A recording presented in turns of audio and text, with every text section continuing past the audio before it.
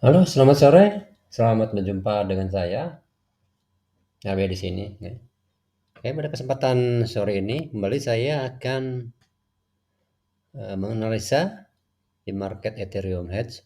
Ya, sengaja saya menganalisa di sini karena di posisi Bitcoin umumnya, token atau Bitcoin atau kripto itu hampir semuanya ini dalam posisi bearish. Maka dalam saat ini saya mencoba untuk menganalisa di market yang ini istilahnya short apa market short token kripto ya. Ini seperti ini di sini. Dan ini adalah ETH Hedge ya di sini. Nah, ini di daily ini kalau kita lihat kita perhatikan di time frame H1 ini mungkin eh, biasa kalau di saya kalau biasa menggunakan Elliott Wave analisa Elliott Wave itu pasti akan lebih kompleks. Maka sebelum saya lari ke time frame H1, maka saya akan coba membahasnya, kita melihatnya di time frame yang lebih besarnya, dalam ini di daily. Ini di daily saya sudah menganalisa bahwa posisi sekarang itu dalam posisi ini disebut sebagai ini analisa ini ini yang disebut sebagai analisa Elliott Wave modern seperti ini. Ini agak berbeda dengan kondisi analisa maksudnya tidak berbeda, ini lebih detail daripada untuk menganalisa Elliott. Elliott Wave ini seperti ini 012 ini impulse ya. Maka untuk detail ini kalau ini menganalisa setiap gelombangnya dianalisa satu persatu ini seperti ini ya. Nah, posisi sekarang di time frame daily adalah bahwa kita sedang menunggu akhir dari ini. Jadi akhir dari ini itu berdasarkan analisanya di time frame daily ini harus melewati yang namanya katakanlah ini yang garis biru ini, dia harus tembus ke bawah sampai sini. Cukup misalnya memang turun lebih dari 1% pun cukup ya. Tapi memang lebih baiknya memang umumnya ini adalah sampai 100% ketinggian dari M0 ini ya. Ini M0-nya bukan di sini tapi di sini M0-nya ya. M0 di sini ya. Ini M0-nya yang di sini nantinya. Nah, ini cukup dengan ketinggian dari sampai sini sekitar 100%. Jadi kalau saya ukur ketinggian 100% dari M0 itu adalah seperti ini. Ya. Ini saya ukur dengan Fibonacci ekstensinya. Maka ini adalah sekitar sini ya.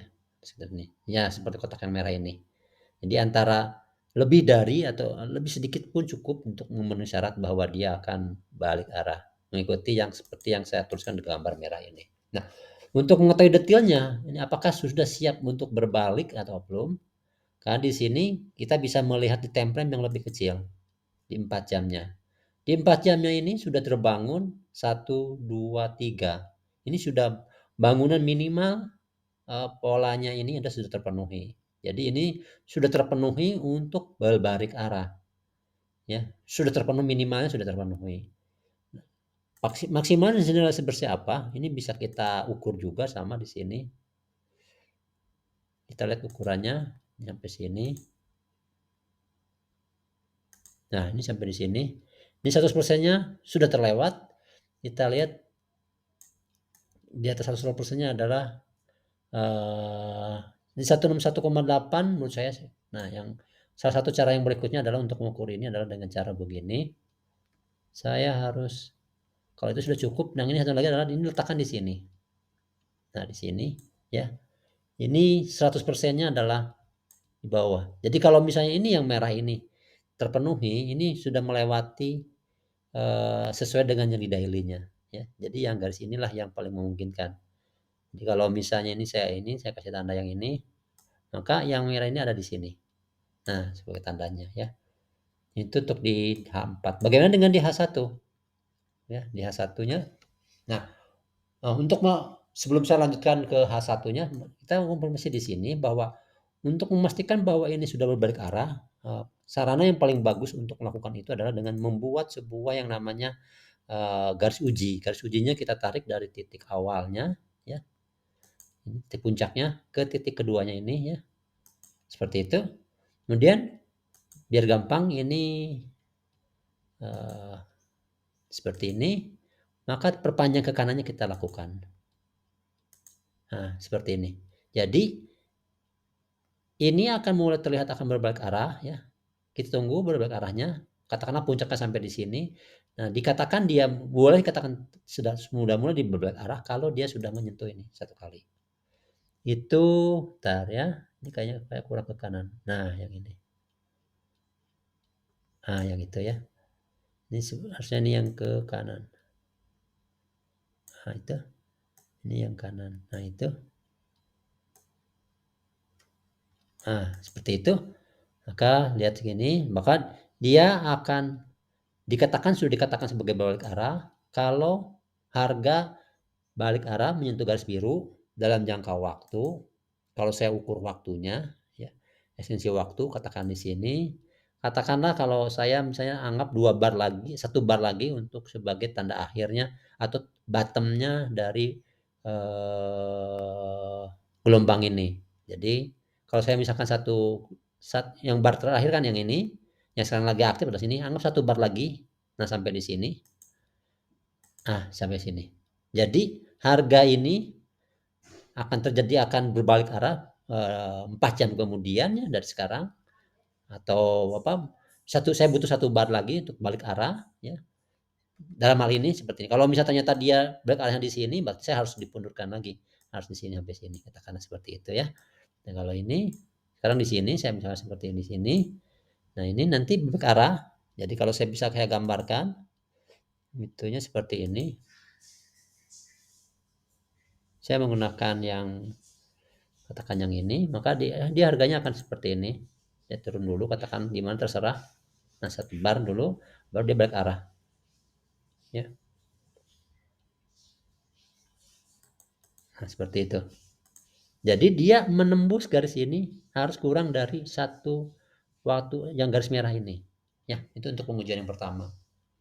Ya, pengujian pertama. Seperti itu. Nah, mari kita lihat di time frame H1. Karena di situ saya tidak bisa melihat kapan dia. Nah, kalau di time frame H1, cara yang paling bagus untuk melakukan katakanlah masuk itu ya, paling masuk adalah dengan cara yaitu kalau misalnya nah seperti ini ya, yang ini. Kalau saya ulang lagi garisnya ini jangan seperti ini. Ya.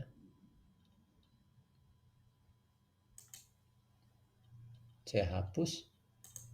Saya hapus ini, saya hapus dulu. Maka ini akan bisa kita ulang kalau sudah terjadi seperti ini, ya. Katakanlah ini turun, terserah, ya. Dia naik, dia menembus yang biru 1 kali dulu, ya. Dan melewati ini, ya. Turun ke bawah lagi. Nah, pada saat naiknya inilah kita langsung melakukan buy. Jadi buy-nya bisa dilakukan katakan di puncak ini atau di puncak yang ini pun juga silahkan. Tapi kuncinya ini harus ada begini dulu. Ya, harus ada naik dulu, breakout, terus nanti naik lagi. Ya, di sini. Masuknya boleh yang di sini, tapi kalau di sini kita tidak bisa menentukan bahwa apakah itu benar-benar langsung balik lagi arah atau tidak. Yang paling aman adalah kita masukkan di puncak yang ini. Oke. Nah, sekarang pertanyaannya adalah bagaimana dengan di kripto yang lain? Kuncinya adalah kripto yang market kripto yang lain itu atau token yang lain pun yang yang biasa itu kebalikan dari sini. Tentunya kalau yang di spot yang Anda main di market spot tentunya nggak akan bisa masuk di Bitcoin yang lain. Anda hanya bisa masuk di sini karena hanya bisa buy. Kecuali kalau Anda di derivatif, produk derivatif, Anda bisa masuk di sini sebagai buy ataupun di Bitcoin di Bitcoin atau properti yang lain Anda sell. Tentu dengan cara yang sama. Kalau ini harus dibalik caranya, ya. Dia pasti dalam menganalisis lagi naik nih, lagi naik ya di sana lagi naik. Terus nanti ada puncaknya dia balik arah, jangan dulu masuk, dia naik lagi, baru turun lagi. Nah, pas turun yang masuk ke sininya langsung lakukan sell. Ya, seperti itu. Oke. Oke. Mungkin saya cukupkan sampai di sini untuk analisa saya di Ethereum Hedge ya. Ngomong-ngomong, jangan lupa untuk like, subscribe, ataupun kalau dirasa cukup bagus, sharing di medsos-medsos Anda. Oke, sekian dan terima kasih.